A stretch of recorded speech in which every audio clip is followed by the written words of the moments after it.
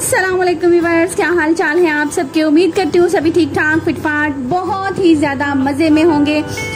जी लेके आई हूँ cooking vlog. आज मैं आप लोगों के साथ एक रेसिपी शेयर करने वाली हूँ ईद के हवाले से। जी ईद आने वाली है तो कुछ ना कुछ ऐसा होना चाहिए। आज मेरे किचन में बन रहा है अचार गोश्त और इसकी रेसिपी मैं आप लोगों के साथ शेयर करूंगी। मैं इसको किस तरह से बनाती हूँ, बहुत ही लजीज बनती है, सिर्फ कहने की बात नहीं है, ट्राई करके देखें, बहुत ही मजेदार बनती है ये। चलेंगे बिस्मिल्लाह करते हैं, अपनी रेसिपी का स्टार्ट लेते हैं। गोश्त निकाल के मैंने यहाँ रख दिया है। मैं इसको बना रही हूँ चिकन में। ईद पे आप इसी रेसिपी को मटन और बीफ में बना सकते हैं, बहुत ही जबरदस्त बनती है।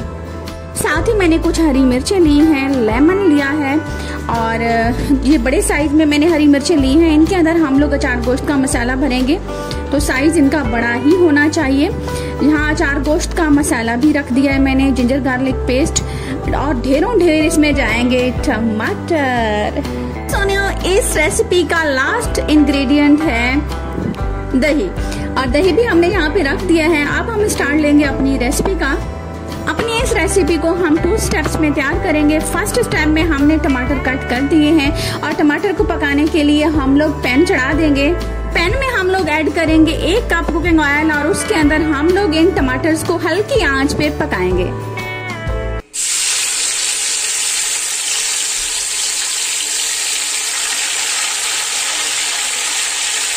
आप लोग देख सकते हैं हम लोगों ने टमाटर कुकिंग ऑयल में ऐड कर दिए हैं और अब हम इसको हल्की आंच पे छोड़ देंगे और अपने दूसरे स्टेप की तरफ जाएंगे।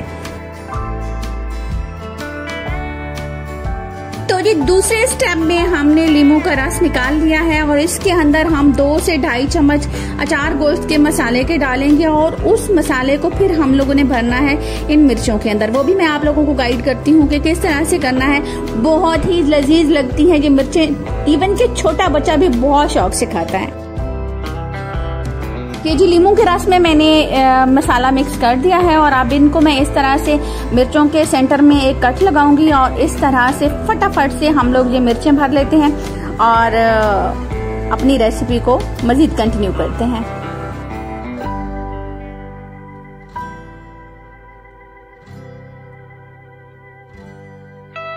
यहाँ पे हमने सारी मिर्चों के अंदर मसाला भर दिया है और अब हम अपने टमाटर की तरफ जाते हैं कि उनकी क्या कंडीशन है, कहाँ तक पहुँचे हैं हमारे टमाटर। जी कहीं नहीं पहुँचे, बिल्कुल यहीं पे हैदराबाद में मेरे घर के अंदर मेरे किचन में ही मौजूद है। और ये देखें जी बिल्कुल पक चुके हैं। अब हमने क्या करना है, इन टमाटर्स को हमने निकाल लेना है इस ऑयल से और इसी ऑयल में हमने अपने चिकन को पकाना है। तो जी यहाँ पे हमने अपना चिकन ऐड कर दिया है और चिकन मेरा फ्रीजर में था इसलिए काफी जुड़ा हुआ है। इसको खोलने के लिए एक टिप भी आप लोगों ने फॉलो कर लेनी है। इसके ऊपर आप लोगों ने दे देना है ढक्कन और 3 मिनट के लिए आपने अपने चूल्हे की आग बिल्कुल स्लो कर देनी है। लो जी हा 3 मिनट के बाद ये बिल्कुल अलग हो चुका है और ये बहुत ही बेस्ट टिप है, टाइम वेस्ट होने से बचाती है। अगर आप लोग अपना मीट अपना गोश्त धो के फ्रीजर में रखते हैं तो आप लोग इस तरह से करके अपना टाइम सेव कर सकते हैं। जी इस पॉइंट पे हमने आग को थोड़ा तेज कर दिया था और गोश्त को थोड़ा सा हमने यहाँ पे फ्राई किया है, भुना है। और यहाँ पे हम लोग इसमें ऐड कर रहे हैं जिंजर गार्लिक पेस्ट और साथ ही इसके अंदर जाएगा यहाँ पे दही। और दही को ऐड करने के बाद अब बारी आती है बचे हुए अचार गोश्त मसाला की। वो अचार गोश्त का जो मसाला हमने बचा के रखा था मिर्चों में भरने के बाद, जो हमारा मसाला बचा था वो हम इस पॉइंट पे आके गोश्त में ऐड कर देंगे। ये सारी चीजें ऐड करने के बाद हमने लो फ्लेम पे ढक के इस गोश्त को गलने तक पकाना है। और अगर यहीं पे आप लोग बीफ या मटन यूज कर रहे हैं तो आप लोगों ने थोड़ा सा पानी यूज कर लेना है।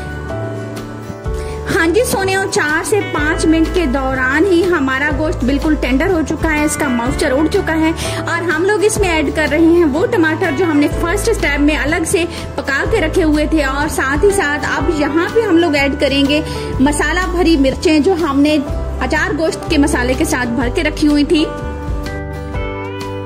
और अब हम इसको 2 से 3 मिनट के लिए फिर से ढक के पका लेंगे हल्की आंच पे।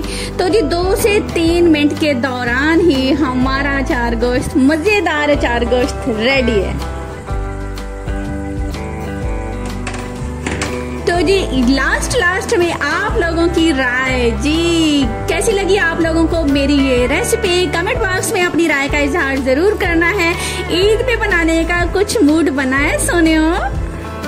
वक्त आ गया है आप लोगों से ली जाए इजाजत, मुझे दे इजाजत, दुआ में रखें याद, खुश रहें, खुशहाल रहें, फी अमान अल्लाह।